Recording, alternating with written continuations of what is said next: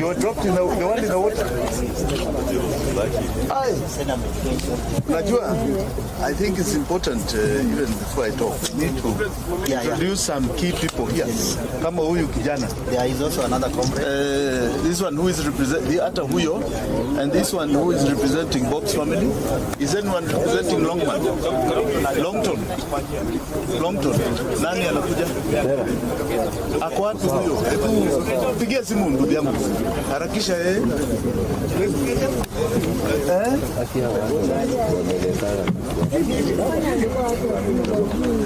Nateja amefika.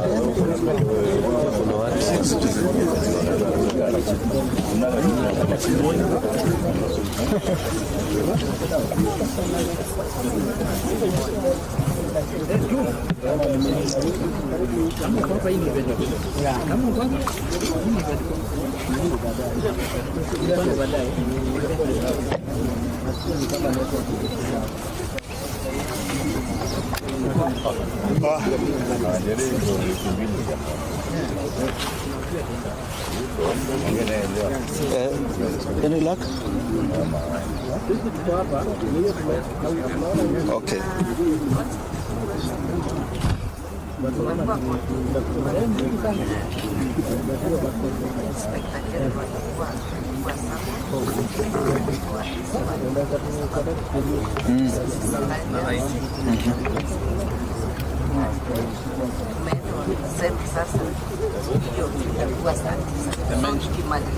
So they've been summoned there 3 p.m. Yes, so 3 p.m.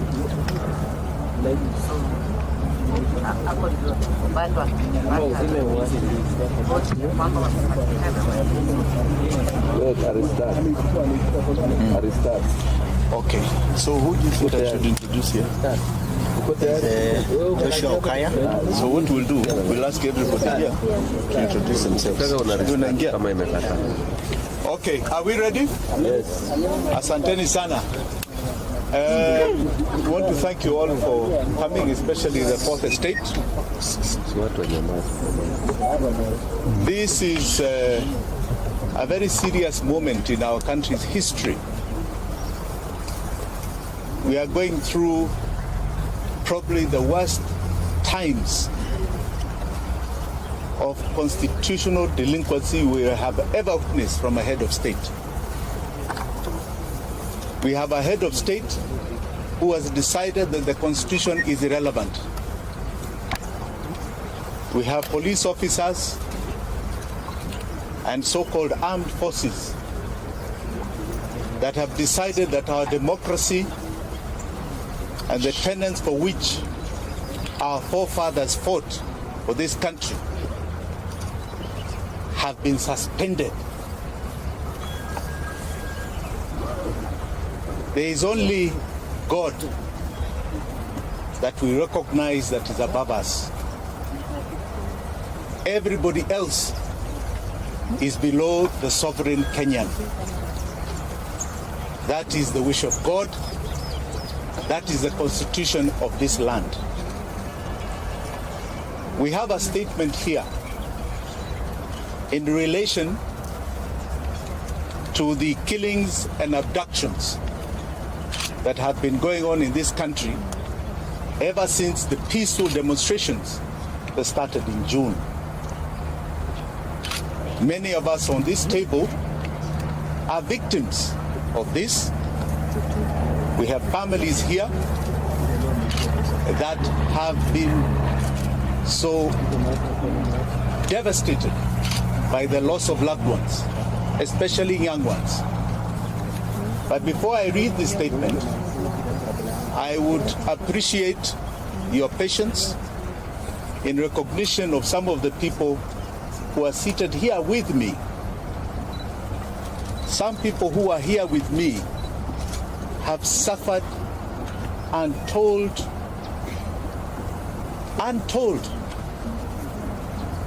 inhuman treatment, all in the name of exercising our democracy as enshrined in our constitution. So before I say much, I think Felix, you can ask people to stand up, or we just start from the end there? Sure. Right? Introduce yourselves. Please stand up. introduce yourself. Hello everyone. My name is Adrian Koch. I'm a national youth leader.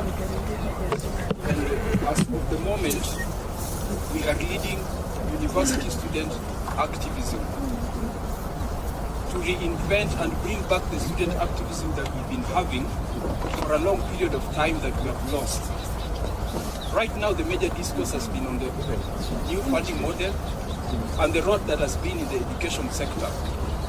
And we want students to be active and aware of whatever is going on.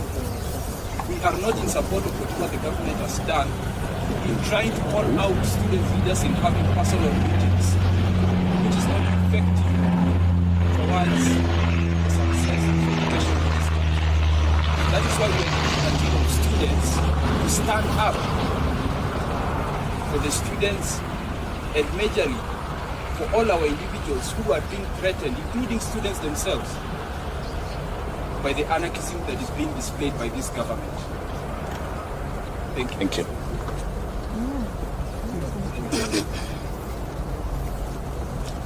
So hello everyone. Hi. Okay, my name is Julius Kimani. I think these needs us all together as human beings. They should, because I believe at stake here is our very lives, our very existence. Police are killing people, acting people, and I don't know why it should happen in a country that is what is still constitutional democracy. It's very sad. The other day, I read in the media, the social media, about the bodies that were retrieved from Kware. The families of the victims, they are being threatened. The youths who helped to retrieve the bodies, they are being threatened by the DCI. I think this is uncalled for, and this is what we should stop.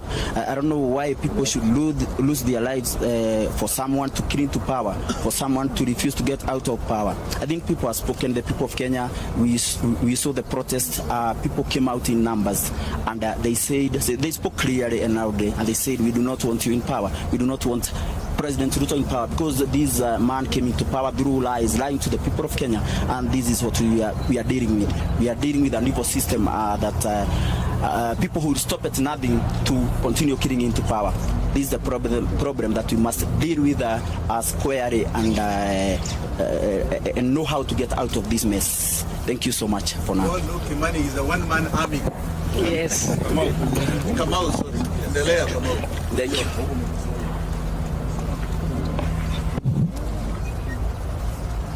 Habari zenu. My name is Florence Kanywa. I'm a social justice activist, and I am the Linda Women League Free Kenya movement. Just to let you know that the 3 persons who were abducted on 19th are members of Free Kenya movement. Bob Jagin being our chairman, and we are really saddened by what happened, and we are here to demand they be brought back to us, dead or alive. Thank you. Good afternoon. Charles Olesakei.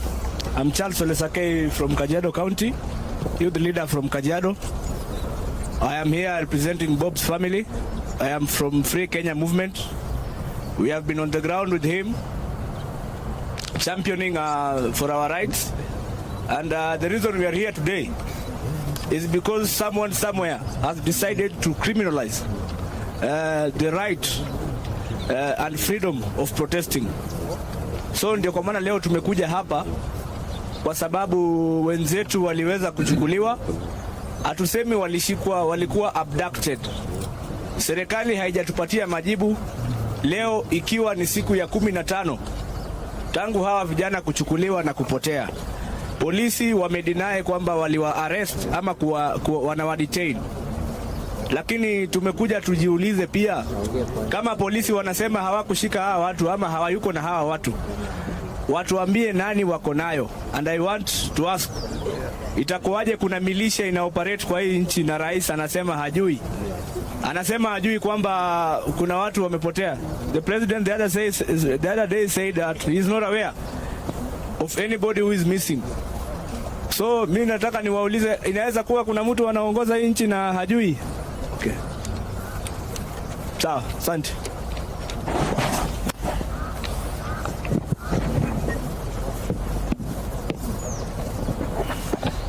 We'll come back to the introductions. Ladies and gentlemen, as I said, we are at a very sad stage in the country's history.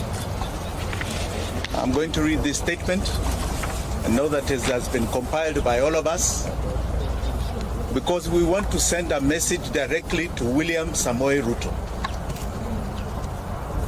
Directly to him. Crooked Ruto is responsible for the illegal abductions and killings.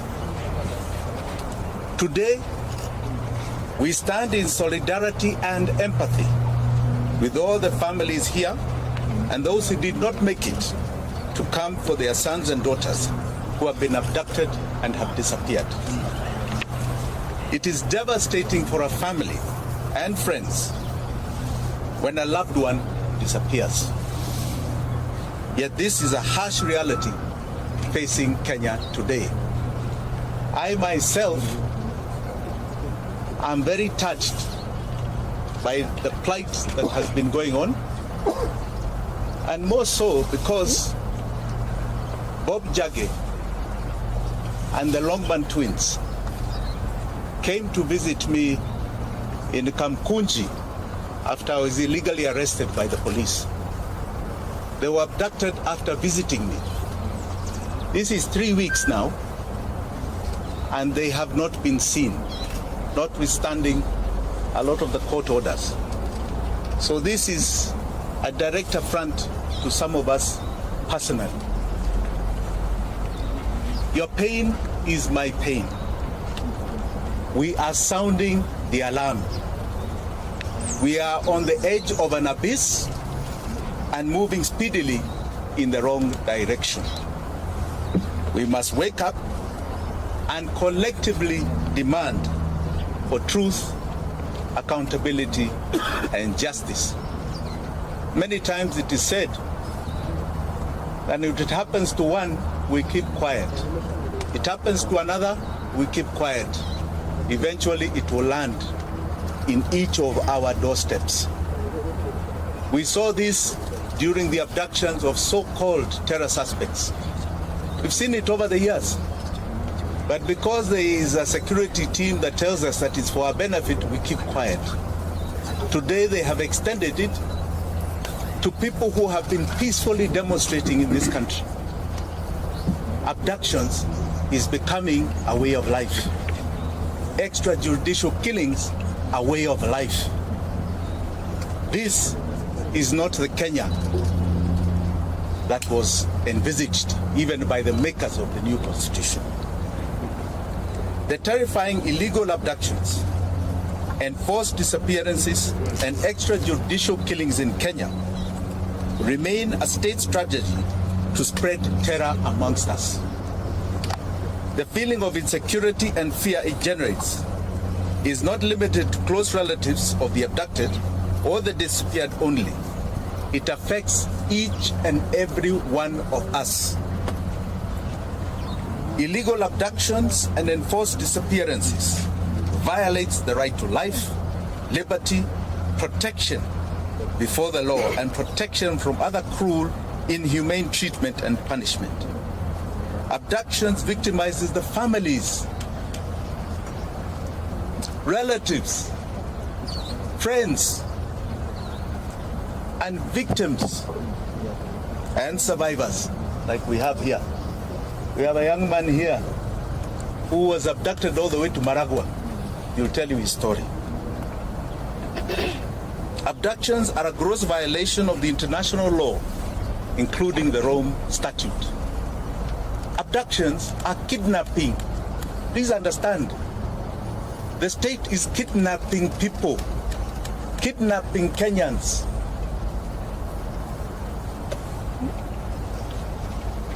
They are a crime against humanity. Family and friends of people who have been abducted and disappeared experience slow mental anguish, not knowing whether their son or daughter, mother or father are still alive, not knowing whether he or she is being held or how they are being treated. Searching for the truth put whole families in great danger. There are some families we wanted to visit. I myself directly, with my deputy Willis Otieno, and I can tell you those families are afraid. They want to meet us in private because they are afraid that the attention we may cause will victimize them.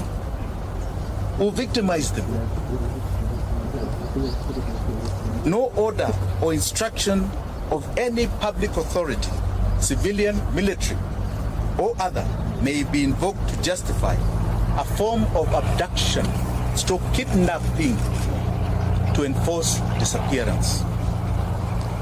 Any person receiving such an order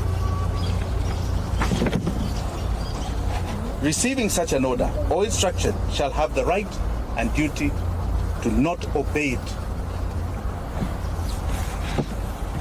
Article 26 of the Constitution of Kenya guarantees every Kenyan the right to life, specifically stating a person shall not be deprived of life intentionally.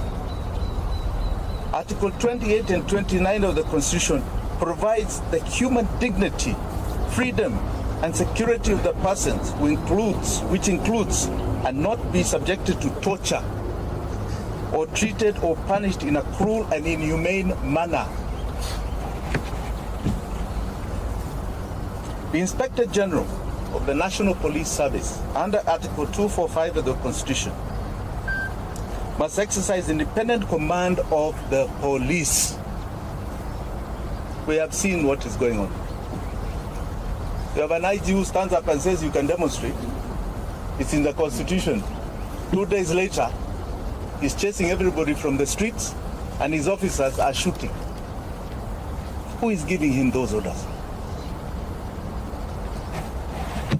The IG is constitutionally required to ensure the police operate with the highest standards of professionalism and comply with constitutional standards of human rights and fundamental freedoms while performing their work. In exercise of the command of the police, the IG has the constitutional responsibility to ensure that the officers commit to protect the right of life of all Kenyans by adhering to the Constitution. President William Ruto took oath and swore that he would truly and diligently serve the people of the Republic and the Republic of Kenya. He would diligently discharge his duties and perform functions in the office of the President while doing justice to all in accordance with the Constitution and the laws of Kenya without fear, favor, affection, or ill will.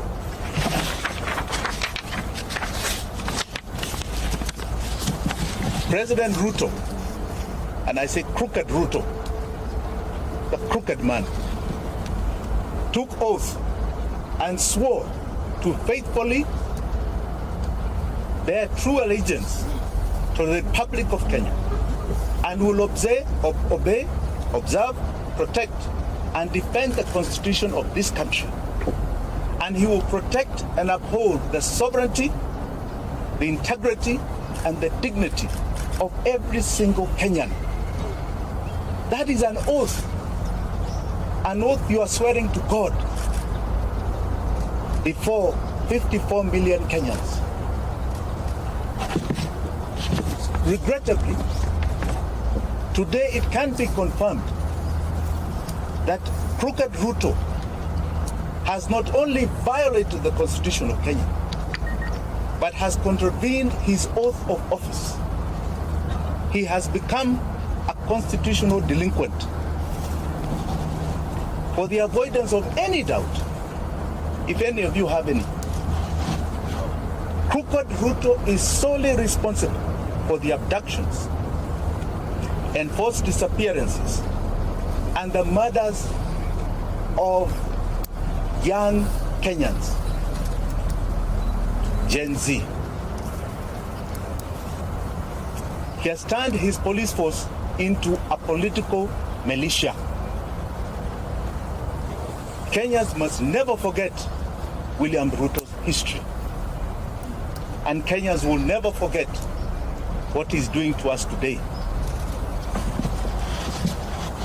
Crooked Ruto is hypocritically mocking, laughing, and demeaning the abducted, disappeared, and murdered sons and daughters of this country, and their loved ones who are painfully crying daily.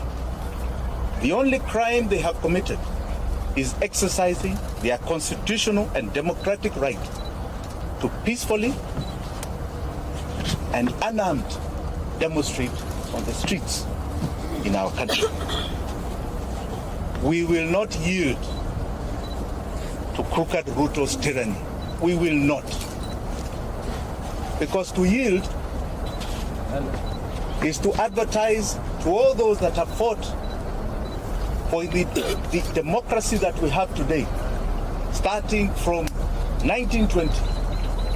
We are telling them that we have succumbed to the will of tyranny. William Ruto will not take us there. He is no different. When you look at that man, read the history of people like Pol Pot of Vietnam, Adolf Hitler. Read the history of Amin Dada, who was just next door to us. Umar Bashir, who created atrocities in Sudan. He is no different. It's not a man to glorify. That is a man to feel shame that he represents this great country called Kenya in any position. Finally, I wish to assure the abducted, the disappeared, and their families here and home, you shall never be forgotten by Kenyans. Ruto may forget, may ignore, but we will never forget. You are the true freedom fighters of our time. You are the heroes and heroines of this country. Forgetting you is rejecting our own identity. Forgetting you is to renounce the meaning of our life. Forgetting you means that we do not even love our own families. We will keep the memory of our abducted, our disappeared, our murdered. Forgetting them is allowing Crooked Ruto to achieve his goal of erasing our loved ones from this earth. We are going to continue demanding justice. We shall relive their memory as we do. The abducted, the disappeared, the murdered shall live forever in our minds, in our hearts, and etched in the history of this country. Thank you very much. Do you have any questions? Yes. What's your name? My name is Barack from the Street Boys. The president recently said that he is not aware of any abduction, and should there be someone who is aware of such a case, should provide the names PS Mon. Have you and your team done? You know, Crooked Ruto has a big problem. He seems to be delusional. The information is in public domain. The media has over and over stressed names. Are you telling me he does not listen to the media? He doesn't watch TV like all of us? If he was true to the oath of office that he took, he doesn't wait for people to submit names. He would have already set up an inquiry with the allegations that are already there. He should be informing us what is going on. The only reason he is doing that is because he is the one who is doing it. Okay? Let us not mince our words here. Those are his instructions being obeyed by others. And he will be held to account. The days when people just got away with things are over. The level of accountability Kenyans are demanding and the world is at an all-time high. He will not get away with it. Any other question? Yes. My name is David Mora from Kenya. The other stuff is teachers are being structured at classrooms over the scene. Are you an interested party or situation in the involved? And then, how do you pursue justice? You know, justice for the victims is historical to us. When we had ICC, that was an attempt to deal with justice for the victims.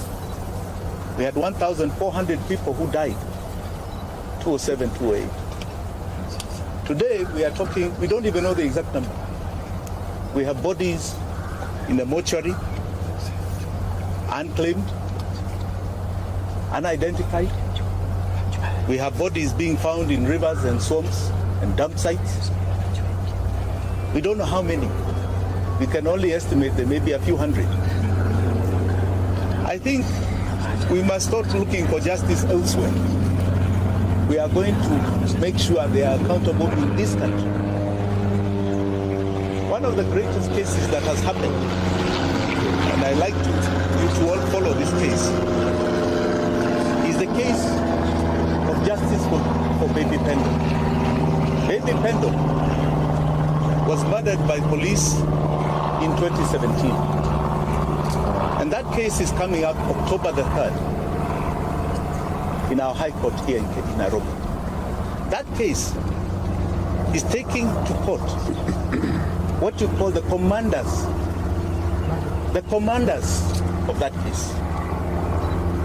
The OCS, the OCPD, regional commander, people who actually committed the murder, and holding them personally liable, criminally liable for the death of Baby Pendo. One case at a time is going to achieve things you have never imagined. We've been very supportive of that case. It has taken 5 years. We are now almost at a critical point. So I want to warn all these commanders who are taking instructions. Watch the Baby Pendo case. It is coming to you. Each and every one of you. Whether you're the IG, whether you're the DCI, whether you're NIS, whether you're an OCPD, it is coming to each and every one of you. And you will face justice for the victims. Yes? My name is Daniel Starrett. Do you think the courts are doing justice to those people that have advocated their cases taken to court for victims? So far, I have no major complaints with the court systems. I don't. I think they're doing a very good job. Today we got an order. I think the IG is supposed to appear this afternoon. Yes. Well, I think we're quite happy with what is going on in our courts. Yes. My name is Sophia from KK. Yes, Sophia. To know, to clarify, have you? I know you have. I just want to hear from you. Have you actually reported, the missing people, and what has been the reaction from the DCI and the guys that you reported the cases? They have been reported to every single police station that is responsible. In other words, where we assume, let's say we are assuming, were the areas of abduction or the areas where the families come from. They have been reported. Have you ever sought a comment from the IG? Have you? You're asking us, have you? Why are you not seeking comments from those people? They are the abductors. They are being accused every day. I'm here accusing them. Let them stress their defense. Okay? I was just asking if you follow the due diligence. Absolutely. But the onus is not on us. The onus is not on us. It has been done. But don't be like them who want to say, oh, nyinyi mufanya report, mufanya. It's not about us. You think people are creating fake bodies and fake missing persons? Let's be sincere. It has been followed. And as you can see, there are people who are living in their own reality. They don't want to acknowledge that there is such a thing. Yes. Yes, Lugo. So far as Jim Wanjigi, how many families have you reached to be able to communicate about the victims? How many families? How many are there so far? About 12. About 12. Yes, about 12. But as I told you, we are having very serious challenges because these families are very frightened. And they feel if we draw too much attention to them, they will be victimized. Even their other children will be victimized. But so I would like to keep it a bit quiet. Yeah? Anything else? Yes. Yes, good afternoon. Two questions. One, I understand that you have a case acting in court. But the last time when you had a press and you informed the public that your team is doing an assessment and very soon you will let the person know how much the damage was by the police officer who raided the home. Two, you mentioned that everything is in plan, and that's why you're confident enough that there were some items that were planted. But is this part of the evidence you will present before the courts to investigate or satisfy the judges with the evidence? Thank you. Thank you for that question.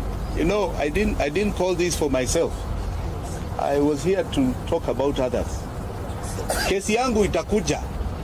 And I want to assure you, as I assured you that it will be a shocker case. Okay? A shocker case.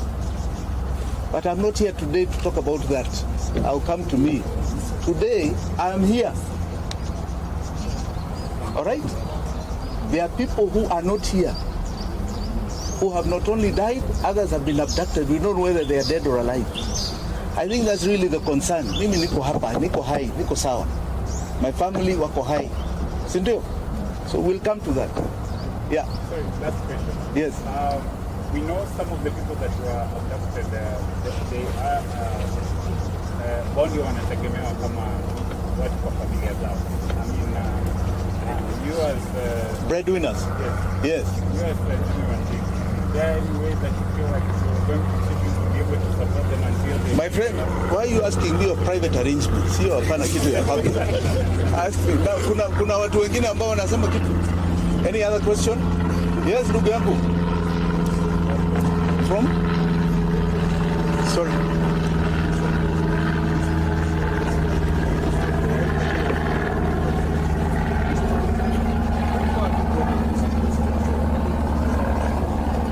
You know, I don't think it's about resignation alone. These are people who should be criminals before a court. They have completely decided the law is irrelevant. And whether they resign today and you put others tomorrow, it makes no difference. The key thing is that they need to be seen in a court of law answering for the injustice that they are committing. That may be the greatest attempt at stopping continual abuse of the law by the police. We need to see an IG in court. We need to see a DCI in court. We need to see OCPDs and OCSs in court. That is what we need. There was a young man who was shot some time ago called Rex Masai. Rex Masai. That was the first one that was brought to our faces. Okay? We have had how many stories for the last 3 months? Including from these agencies, what is it called? Yes. Really? We are talking about young men's lives here. Young girls' lives. I don't think it's a matter of resignation. Yeah. Do you feel like justice is gonna ever be done? Absolutely. And do you have hope for the Kenyan? Absolutely. In fact, most Kenyans feel very hopeful. Any of these criminals who are perpetuating injustice will see that court of law. One day, that I assure you, this is not going to continue happening in this country. What is the time limit that you're giving the government to be able to produce the people, and what is the plan? Well, let us see how they answer today, because today's this afternoon's case is critical. Many of us are skeptical. They will say they don't know where they are. They're not the ones who did it, but they also don't know what we have to prove that they are the ones. So let us see what they produce as the excuse this afternoon. Then you can ask me about time limits. Okay? Asanteni sana. Please hold on. I would like you to still hear some people here. Yeah? Please, Felix. We start with the former survivor. Yeah. Victim of Yeah. abduction. That This will here. be the first. Oh, me. Ya kuja tu hapa. Exchange Down with extrajudicial killings, down. Down with extrajudicial killings, down. Down. Viva. Viva.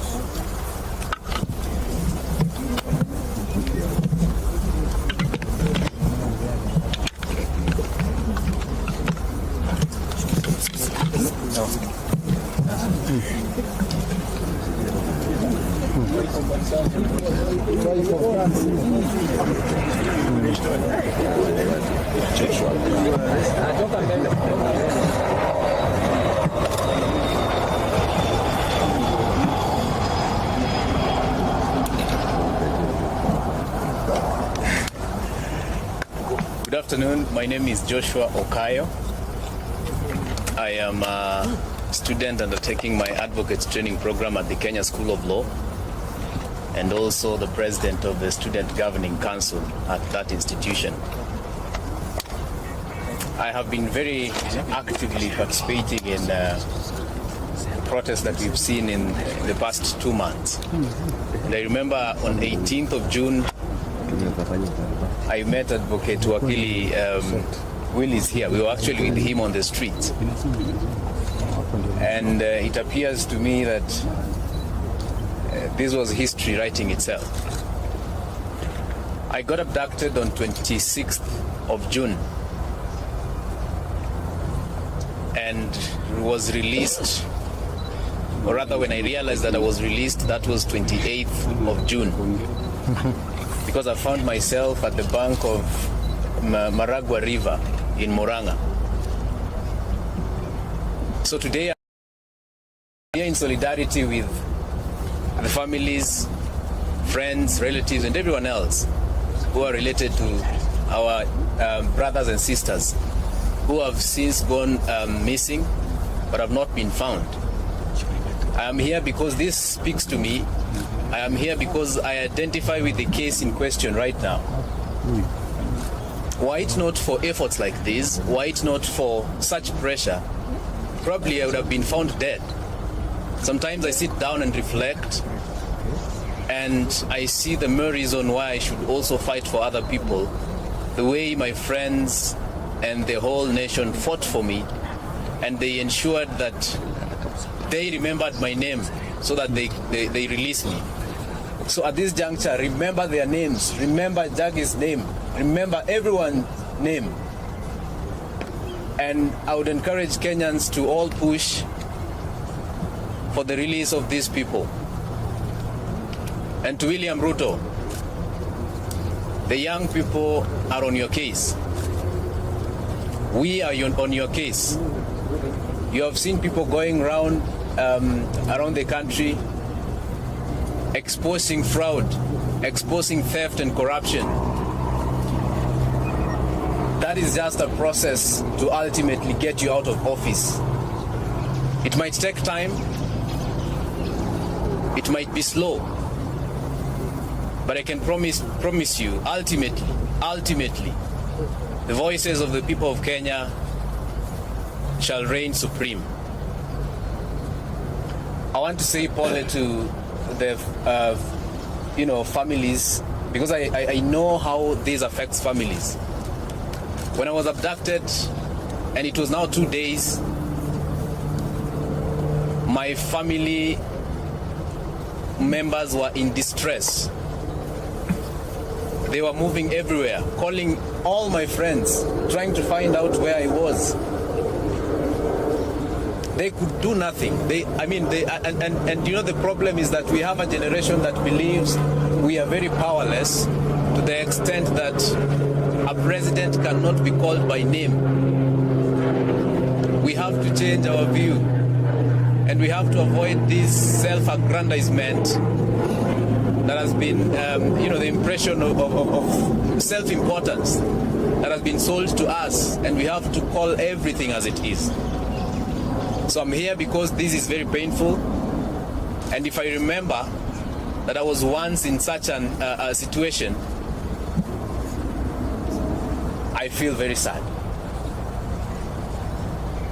Thank you.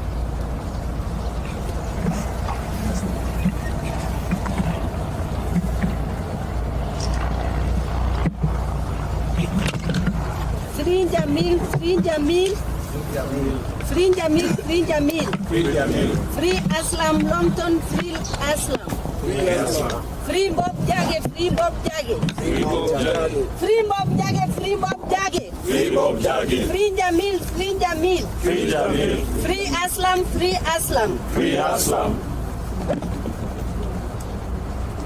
Thank you very much. I'm Willis Otieno, advocate of the High Court of Kenya.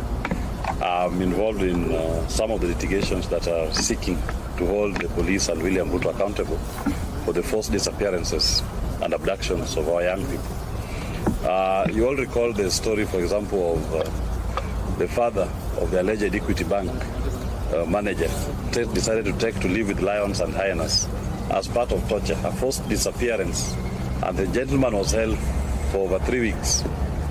Now, if we believe in the rule of law, and you think the person is a suspect who has committed an offense, our courts work every day. Why not take these suspects to court? Why not subject them to the due process of the law? Now, you've been told these issues of forced disappearance and abductions actually constitute crimes against humanity. And where we are going to seek for redress here in Kenya. And we are also going to invoke universal jurisdiction in countries that have accepted that concept as a means of achieving redress. So to those police commanders and even to William Ruto, rest assured that under the universal jurisdiction principle, we will hold you responsible and we'll try you for these criminal offenses. And that is not something we're going to do next year. We're going to do it this year. So don't be surprised when you start seeing charge sheets flying across the continent, across the globe, in which police commanders in Kenya and even William Ruto will be an accused person. Those fake charges they register in Kenya against innocent Kenyans who are exercising their rights under the Constitution, we are going to have genuine charges registered against them in their names in Kenya and abroad. They must answer to these crimes against humanity that are being committed against our people. And there's an active team of lawyers who are doing this, and they are not relenting. We've collected enough evidence that has met the threshold for universal jurisdiction to be invoked. Thank you. I think one more word. I have one more word. One more word. William Ruto, I am coming for you. I am coming for you in the political arena. I am coming for you in the legal arena. And I'm coming for you with the Constitution of Kenya. I am coming for you. Know it today and every day that you pretend you are a president of this republic. Thank you very much.